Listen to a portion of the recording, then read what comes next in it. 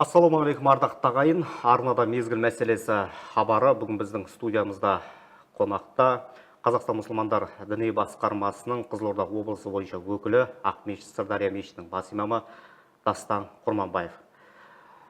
Дастан мырза, студияға қош келдіңіз. Өзіңізбен осындай жүзбе-жүз бетпе-бет сұхбаттасуға себеп болып отырған басты тақырып алда келе жатқан Құрбан айт мерекесі. Енді бірінші кезекте Алланы хақ деп, пайғамбарды хақ деп танитын, өзін мұсылман санайтын қазақстандықтарды алда келе жатқан Құрбан айт мерекесімен құттықтағымыз келеді.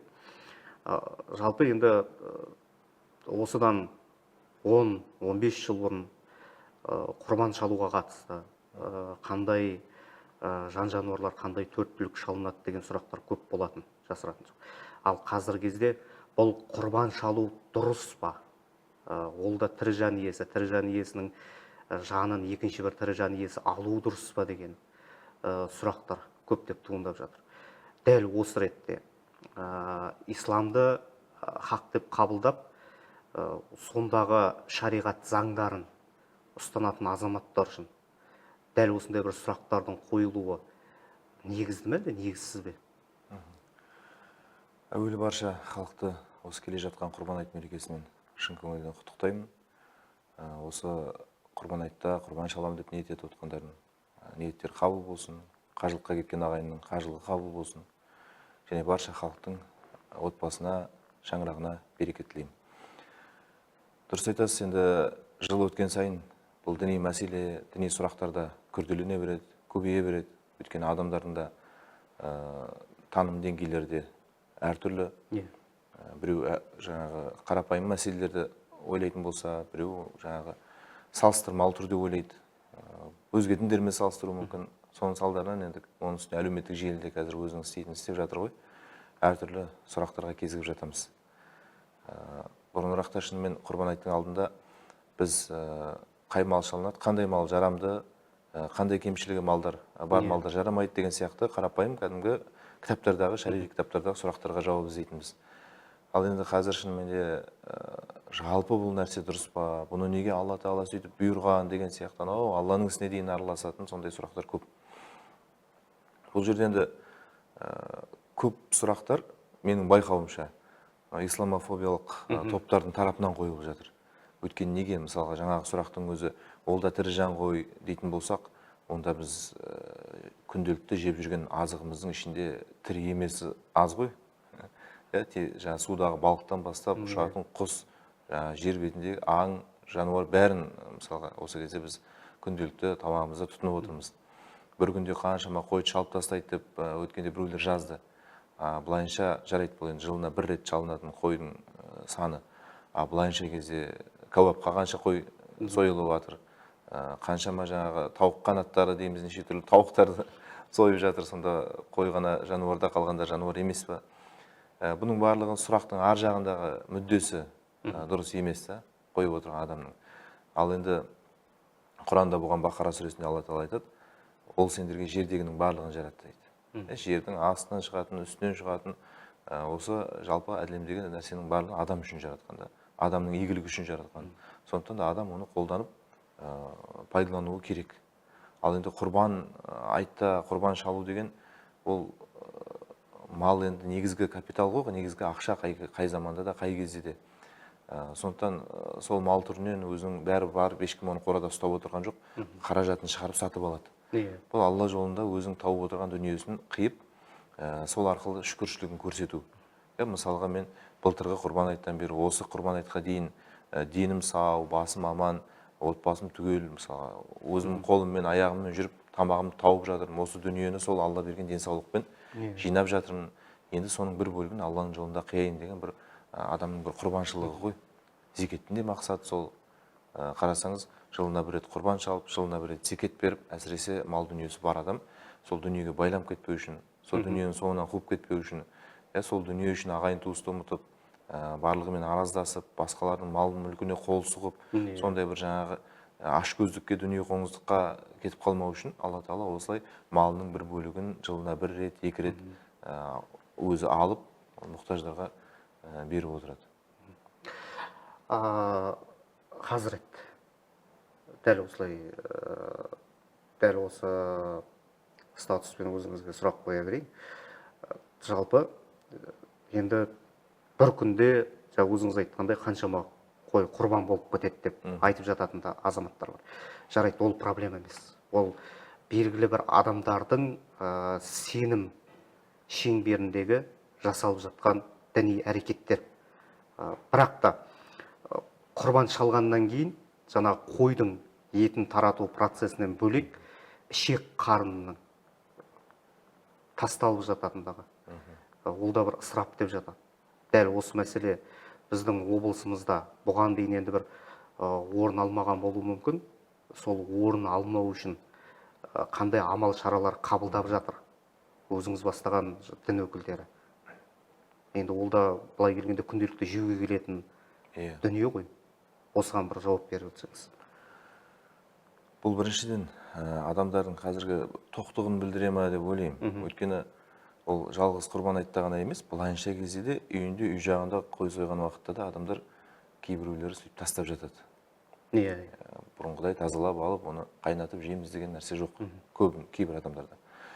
Ал енді ертеңгі құрбан айт күндеріндегі бұл мәселені біз шештік. Қазақстан мұсылмандар діни басқармасы, соған қарасты барлық мешіттер құрбан 20-25 акциясы аясында осы бүкіл жергілікті тұрғындардың құрбан шалу ғибадатына біз қызмет көрсетеміз.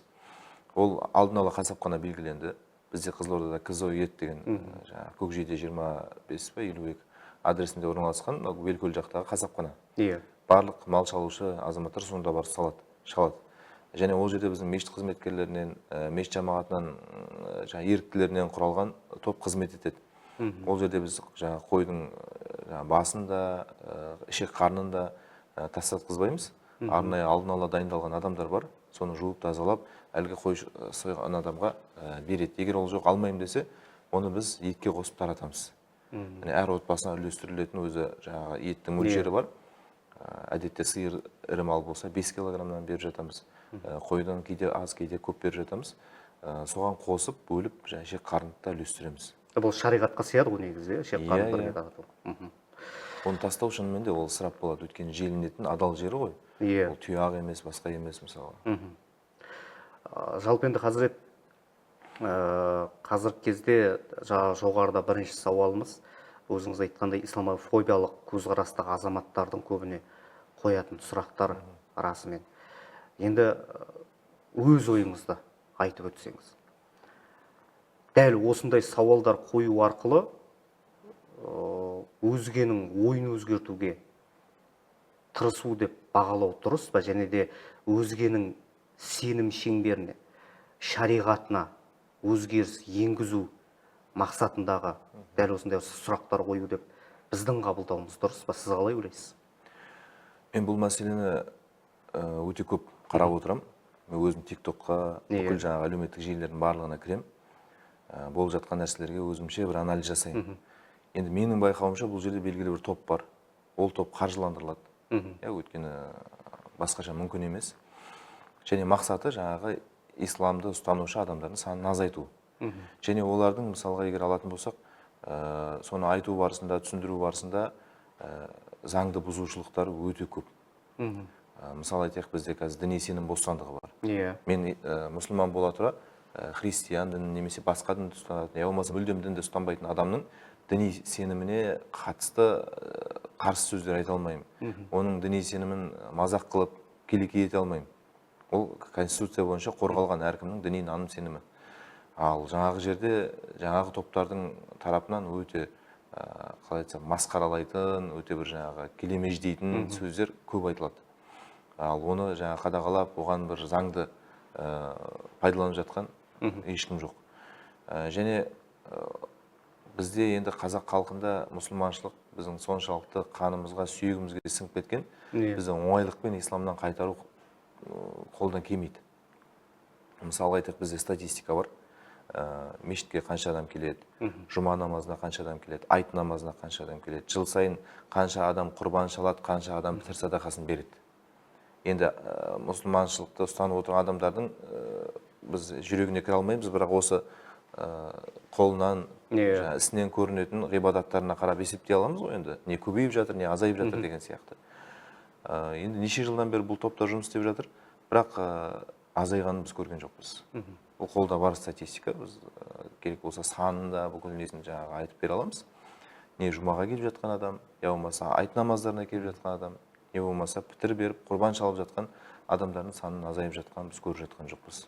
Сондықтан да бұлардың да жұмыстары нәтижесіз деп айта аламыз. Айттық қой жаңа, қазақты бір екі күмәнмен немесе болмашы бір сөздермен бетін діннен қайтару өте қиын. Кеше қаншама бабаларымыз құдай жоқ деп айт дегенге айтпай атылып кеткені бар, сотталып кеткені бар, жаңағы ит жеккенге қуылып кеткені бар. Олар әйтпесе ондай нәрсе жасамас еді ғой. Дінге біз жеңіл қарайтын болсақ, дін біз үшін бір мода сияқты немесе басқа бір жеңіл деңгейдегі нәрсе болатын болса, олар сол жерде айласын пайдаланып, болды, мен енді ұстанбаймын бұл дінді деп қоя салар еді. Бірақ олар соншалықты дінді өзінің бір ажырамас бөлігі деп есептеді. Сондықтан бұл топтармен әрине жұмыс істеу керек, қарсы күрес болу керек, идеологиялық күрес болу керек, және заңды түрде де оларға бір заң бұзушылықтарына тоқтау болу керек деп ойлаймын. Қазір бұл сауалға қазір сәлден кейін қайтып оралармыз. Өзіңіз айтқандай, әлеуметтік желіде белсендісіз. Инстаграм болсын, тикток болсын, қойылған сауалдарға енді шама шарқыңыз келгенше жауап беріп жатасыз. Кейбір кезде енді әдемі жауаптар байқап жатамыз. Адамның ақылына сыймайтын сұрақ қойса да, адамның ақылына сыйдырған жауаптарға.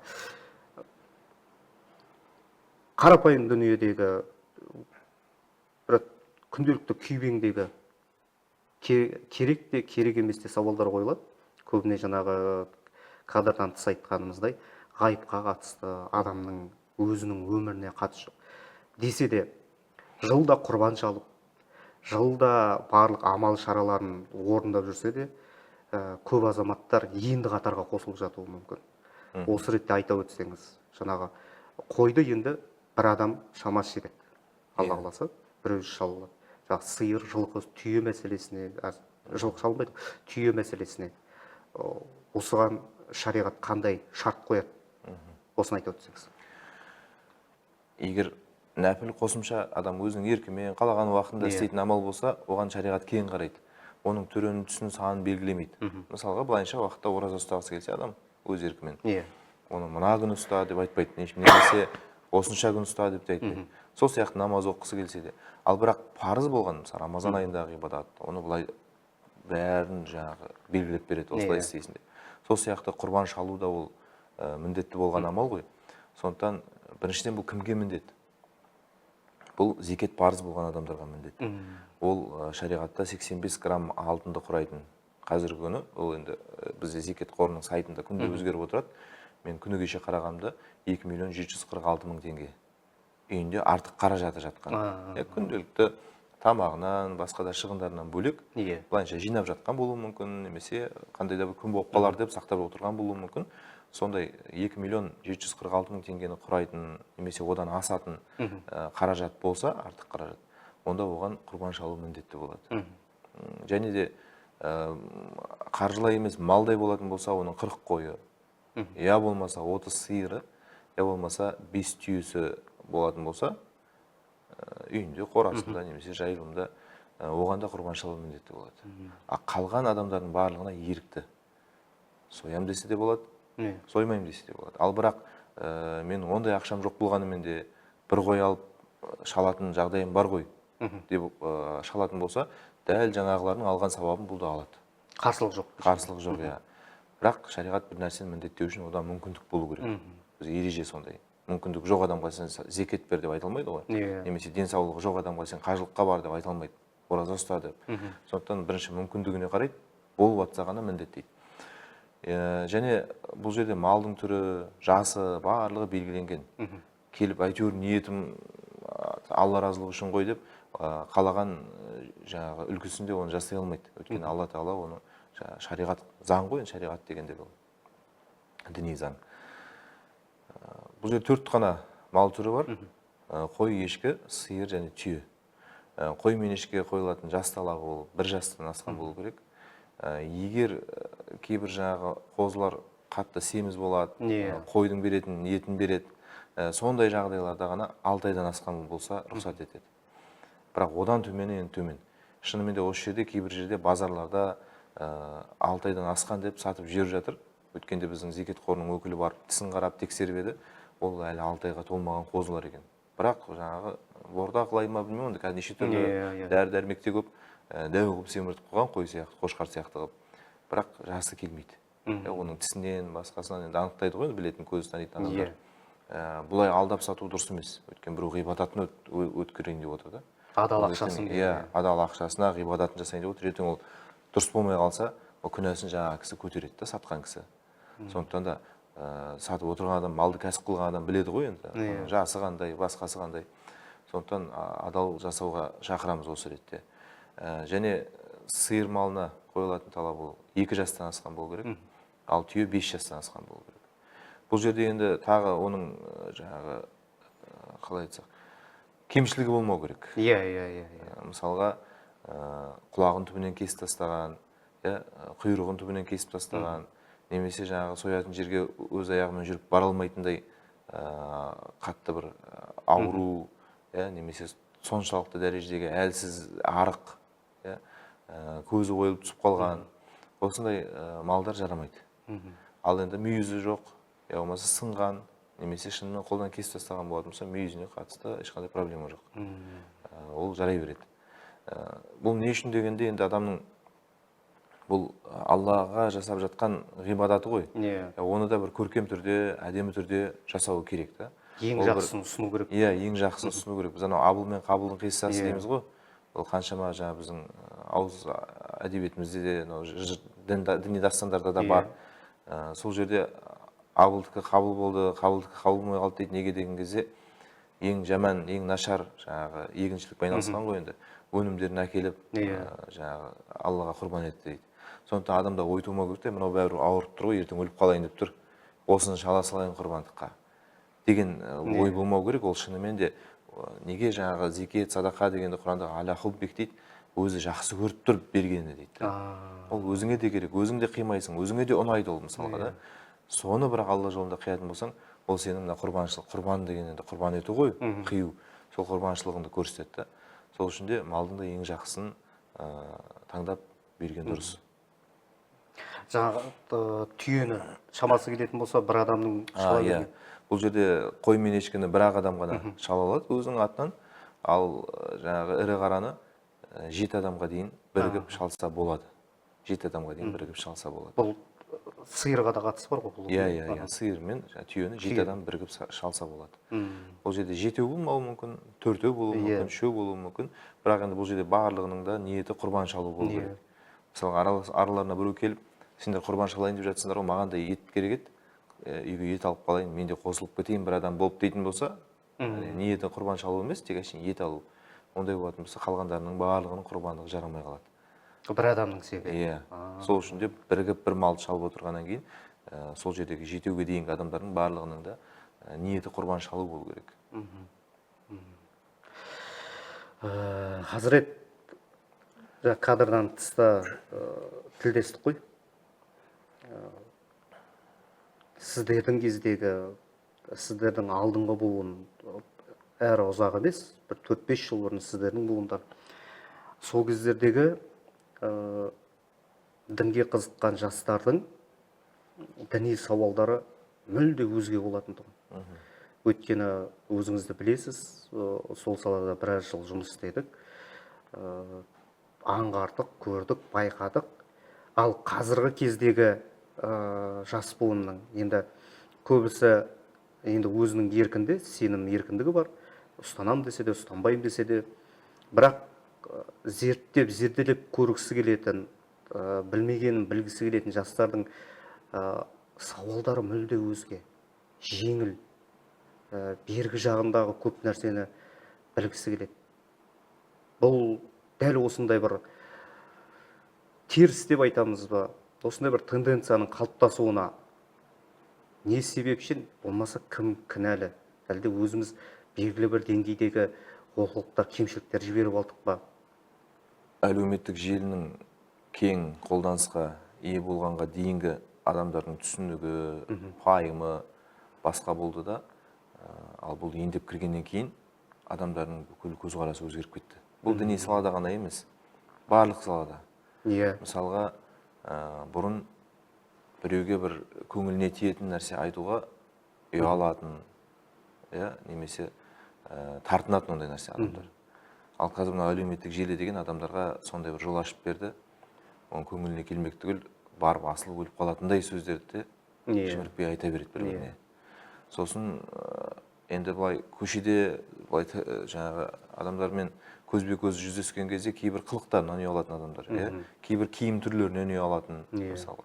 Ал әлеуметтік желі ол экранның ар жағындағы адамдарды сен бетпен былай жүзбе-жүз көріп отырмағаннан кейін адамда шамалы ұят дегенде азаяды.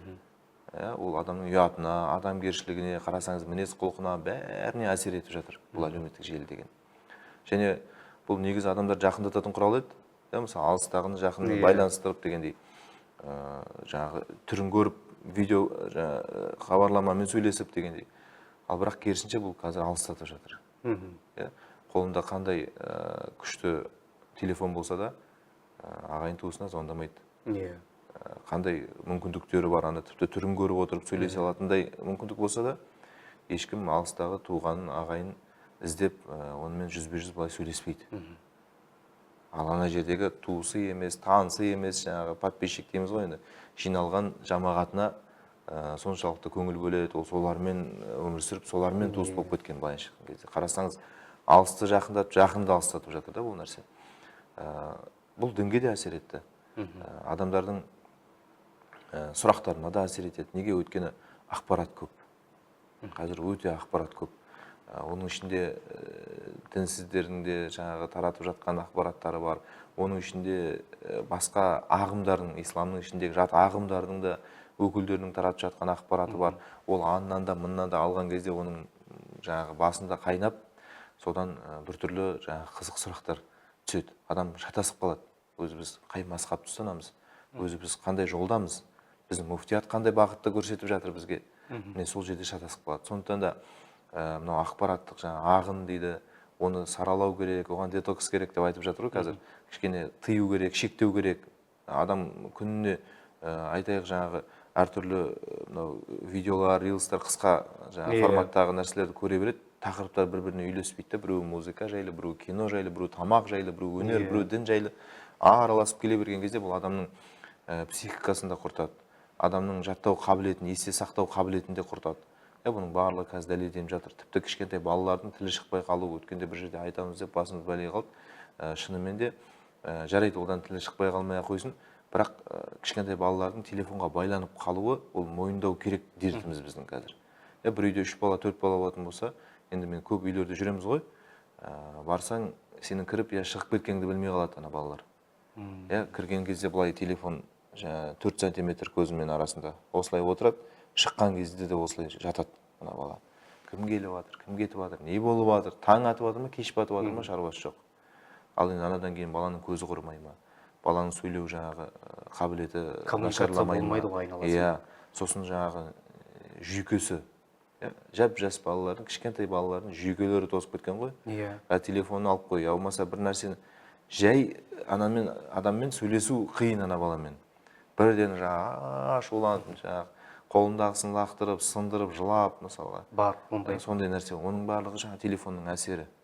Ол телефоннан жарайды, телефоннан емес болсын, бірақ енді көзі құриды. Оның жаңағы қаншама нәрселер, адам жаңағы ауру адам құсап үйде жата бергеннен кейін, ол қимылдамағаннан кейін бала, оның бұлшық еттері дамымайды, оның сүйектері дұрыс өспейді. Қаншама нәрселер көп қой ол жерде зияны. Бірақ бала тыныш болсын, бала бізді мазаламасын деген нәрсемен баладан қашып отырған қаншама ата-ана бар. Оны біреулер айтады, енді жарайды, мұқтаждық, біз енді азына кешкен жұмыстамыз, амалымыз жоғын қарай алмаймыз. Бірақ балаға жан ашу керек. Сол бала үшін жұмыс істеп жүрсің ғой сен. Сол баланың болашағы үшін жұмыс істеп жүрсің. Ал егер ертең ауру болып қалатын болса, не пайда сен азына кешкен жұмыста болғаныңнан? Осындай нәрселер қазір тіпті емдететін орталықтар бар.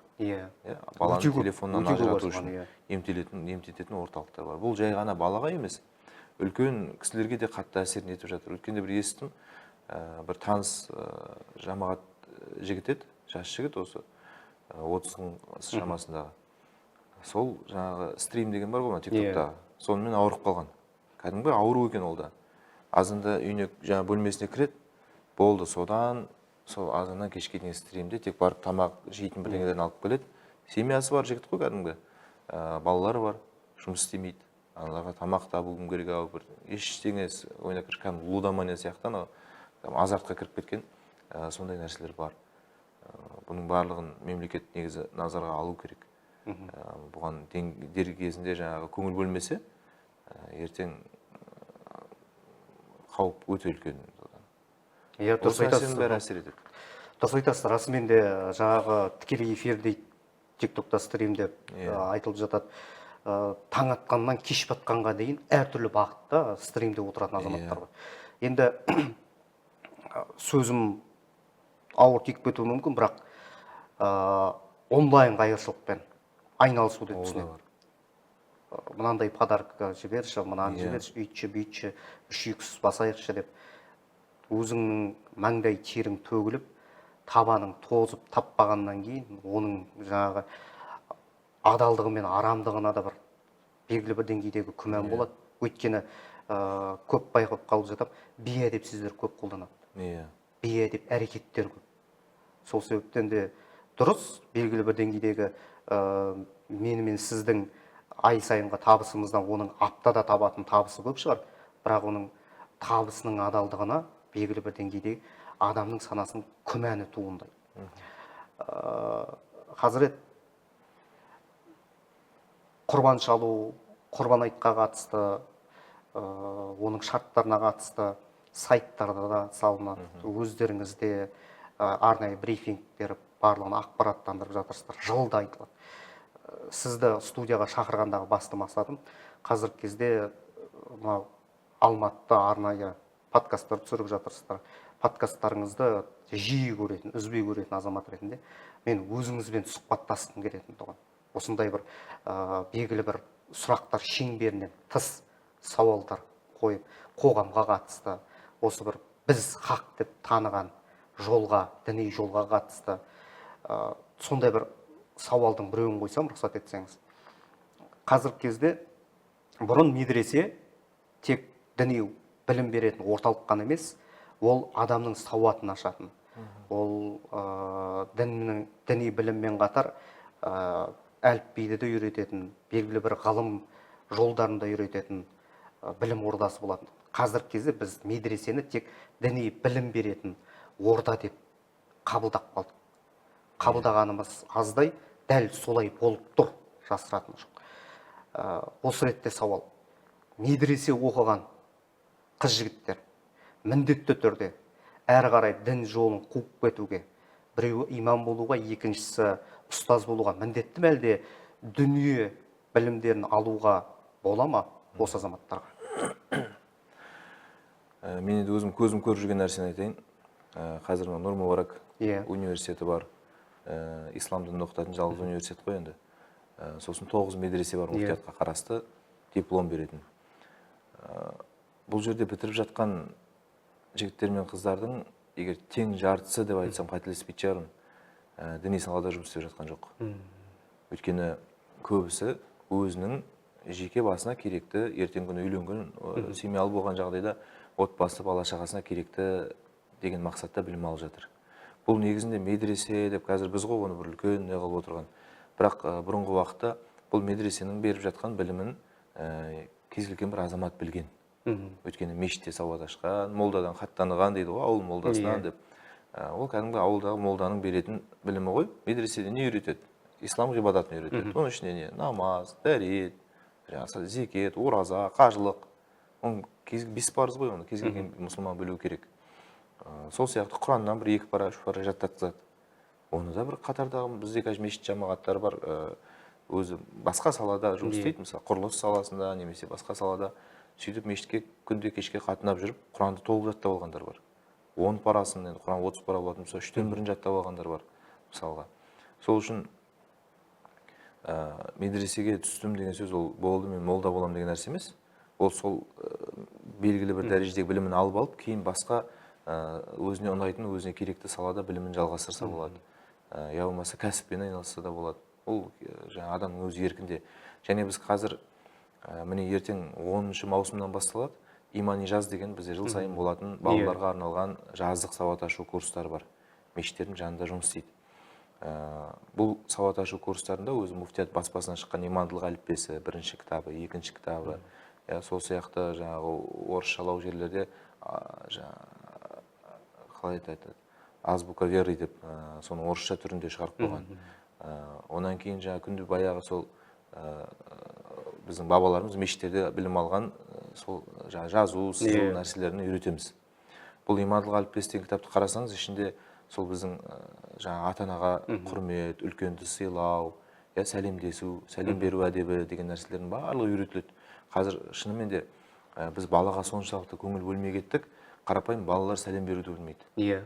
Қазір туысқан, ағайын немесе бөтен адамдардың үйіне бар, үйінде кәдімгідей 4-5 классқа келіп қалған, әпәйтік балалар жүреді, ассалаумалейкум деп сәлем бермейді. Бұрын тек екі қолымызды алып жүгіретін едік қой, мысалы кішкентай кезімізде. Ұялғаннан өзің сәлем береді. Ол айтылғанның, ол үйретілгеннің белгісі да.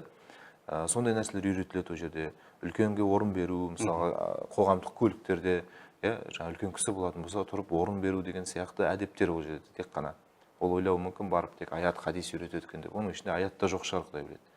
Мен оны жаңағы шыққан күні қарап шықтым, былтыр шықты бұл кітаптар. Сол жерде кәдімгі күнге күн бөліп тастаған. Бүгін бір жақсы әдет үйренеді. Және соны барып үйіне жасайды.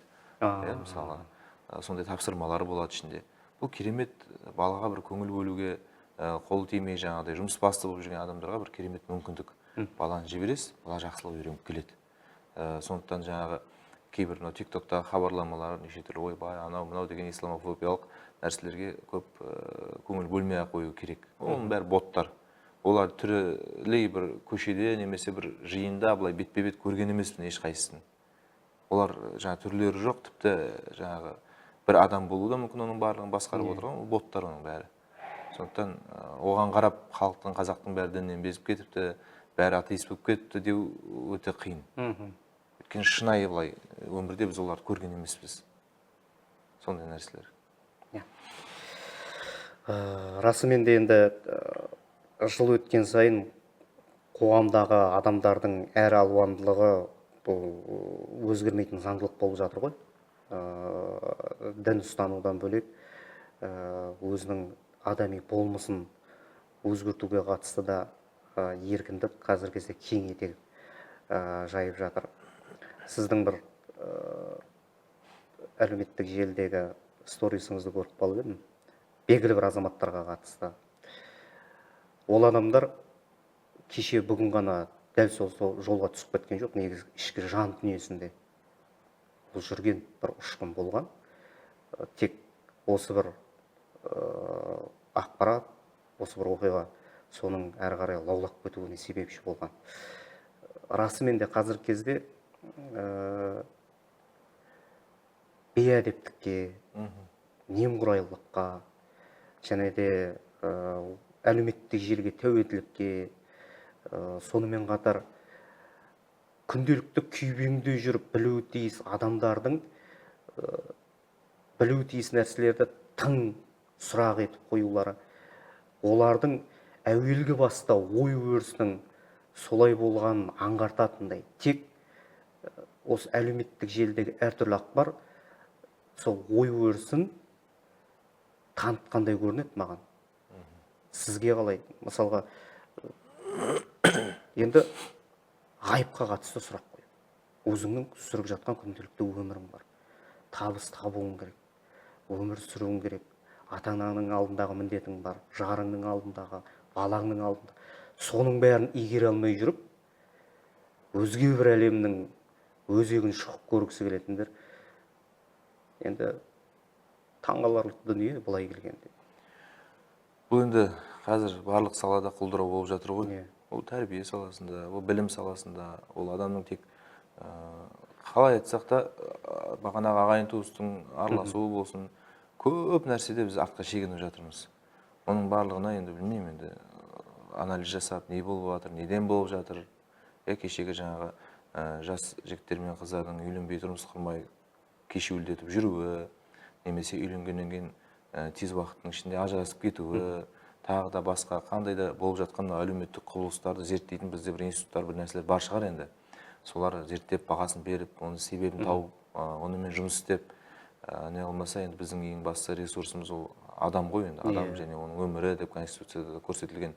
Егер біздің енді қазіргі орта буын, одан кейінгі келе жатқан жас буын, одан кейін біз енді бір үш буынды осы бір кезеңмен құртып алатын болсақ, ол өте қиын. Қазіргі уақытта мысалы кейбір мемлекеттерде TikTok әлеуметтік желісін тыйым салу көтеріліп жатыр, кейбір мемлекеттер тыйым салып та тастады. Неге? Бұл қазіргі соғыс, ол идеологиялық соғыс. Кешегі мысалға Американың Қытайға жасаған несі бар ғой, салуы, саудасын шамалы шектеуі деген. Олар қарсы бір ғана TikTokпен кәдімгідей жауап берді.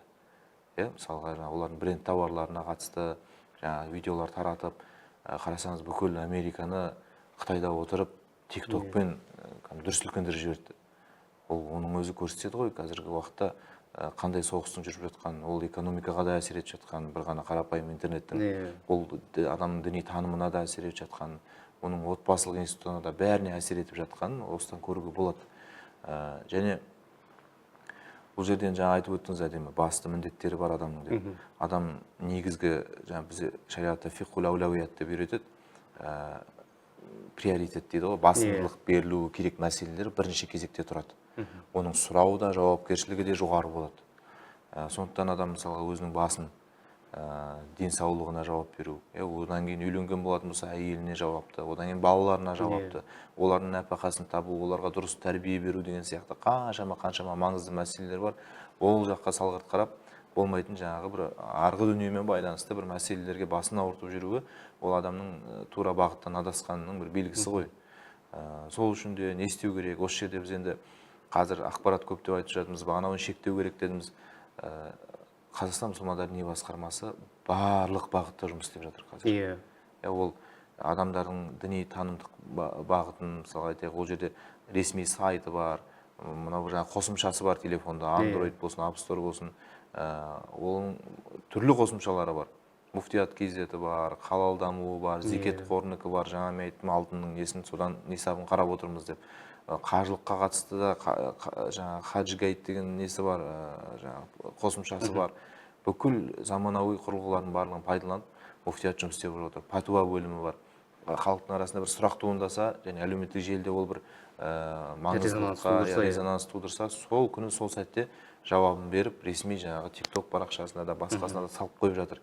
Сондықтан бізде муфтият тұр, муфтиятқа ғана жүгініп, содан ғана ақпарат алып отырса, адамның ол кезде жаңағы шатасуы болмайды. Қазір аннан тыңдап алады, мыннан көріп алады, сонымен қайсысы дұрыс деп жүреді. Дұрысы көрініп тұр ғой, муфтият KZ. Ресми, мемлекетте бақылап отырған, барлық жан-жақты бақылауда отырған, бізде әр имамды жұмысқа алу үшін мысалға 10 адамнан құралған комиссия болады. Үлкен ғұламалар кеңесіндегі мүшелер болып отырған адамдардан сынақтан өтіп барып жұмысқа тұрады. Кешегі мысалға құрбан шалу, ертең онлайн құрбан, біз сайтын ашып қойдық, құрбан муфтият KZ деген. Сол сайтқа құрбан шалғысы келетін адамда, сол шалынған құрбанның етінен алғысы келетін адамда тапсырыс бере алады. Кіреді, жаңа не керектің барлығы көрсетіледі, ана жерде облысын, қаласын таңдайды, шалатын болса шалатын малын түрін таңдайды, сол жерден ақшасын төлейді. Алатын болса, тіпті алатын адам да қой етін алғысы келсе, қой етіне өтініш береді. Сиыр етін алғысы келсе, әрине мұқтаждар да бұл жерде. Жағдайы бар адамға болмайды ғой, тыйым салынады, шариғи тұрғыдан да жағдайы бола тұра, мұқтаждарға арналған садақа ғой енді ол, содан үлесін алу ол дұрыс емес та.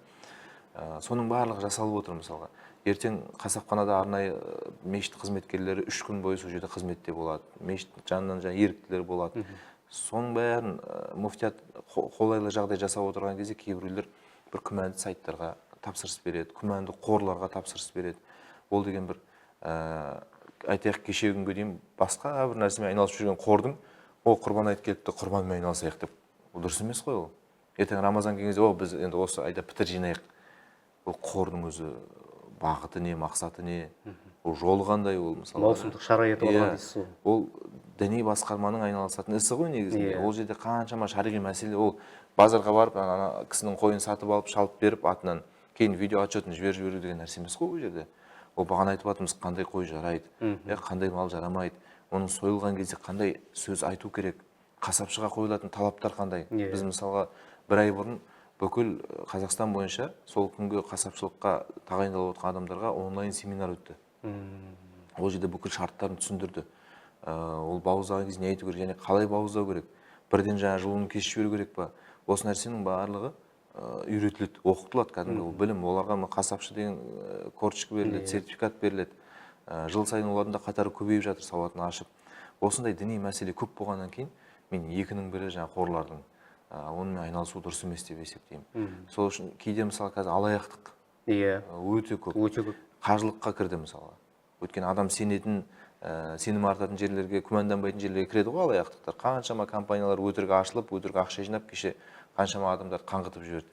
Біреулер жолда қалды, біреулер сонда қалды, біреулер ұша алмай қалды мысалға. Енді ақшаларын таба алмай, қазір соттан сот жүгіріп жүр. Ақыр аяғында, қазір сөзіңізді бөлейін. Ақыр аяғында тағы да қайталап айтамын, біз ақиқат деп таныған жолға қара күйе жағуға себеп болып қалып жатыр да осыдан. Иә. Енді қарасаңыз, егер мен түсінер едім, муфтияттың ондай мүмкіндігі жоқ болса, онлайн құрбан шалуға жағдай жасамаған болса, онда не істеймін мен енді деп басқа қорларға жүгініп жатса жарайды. Бірақ муфтият бүкіл 20 өкілдік бар, енді 20 енді мегаполистері бар жаңағы. 17 облыс пен 3 республикалық деңгейде. 17 облыс пен 3 республикалық деңгейдегі қала бар. Соның барлығында бірдей дәрежеде осылай жағдай жасап отыр. Қазір мен мысалға үйімде отырып, тек бір ғана телефонның экранын басып отырып құрбанымды шала аламын.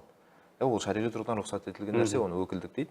Баяғыда да болған ол, мысалға жұмысымен, сапарда, басқа да жағдайлармен адам шала алмайтын болса, мысалымды сізге тапсырып кетемін, ақшамды беріп кетемін, сіз барып менің орныма қойды алып, менің атымнан пәленше түгеншенің құрбандығы деп шала, сол баяғыдан бар шариғат рұқсат еткен нәрсе.